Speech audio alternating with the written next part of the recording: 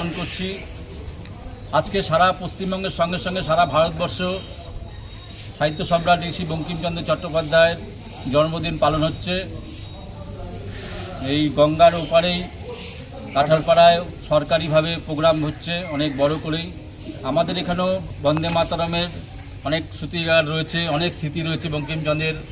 তার যে লেখনীর মাধ্যমে সারা ভারতবর্ষের স্বাধীনতা সংগ্রামে যে বীজ মন্ত্র বপন করেছিল, তার ফলেই স্বাধীনতা কিন্তু এসছে। সমস্ত বীরের অগ্নিযুগের যারা বিপ্লবী ছিল তাদের কণ্ঠে ধ্বনিত হতো সে বন্দে মাতরম।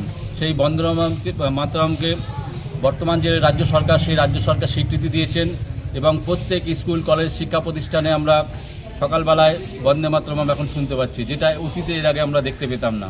অর্থাৎ যে বন্দে মাতরমের জন্য আমরা স্বাধীনতা পেয়েছিলাম, সেই বন্দে মাতরমকে বঙ্কিমচন্দ্র চট্টোপাধ্যায়কে দিনের পর দিন অবহেলা করেছিল পূর্বতন সরকার। কিন্তু বর্তমান সরকার শ্রদ্ধার সঙ্গে সেটা স্মরণ করছে এবং সারা ভারতবর্ষের সঙ্গে সঙ্গে আমরাও আজকে চুঁচুড়া জোড়াঘাটে আমরা সপ্তশীতা রয়েছেন, আমাদের ঋতুব্রতা রয়েছেন, মিঠুনদা রয়েছেন, নিরঞ্জনদা রয়েছেন, আমাদের নিত্যানন্দ দীক্ষিতের উদ্যোগে আজকে হলো।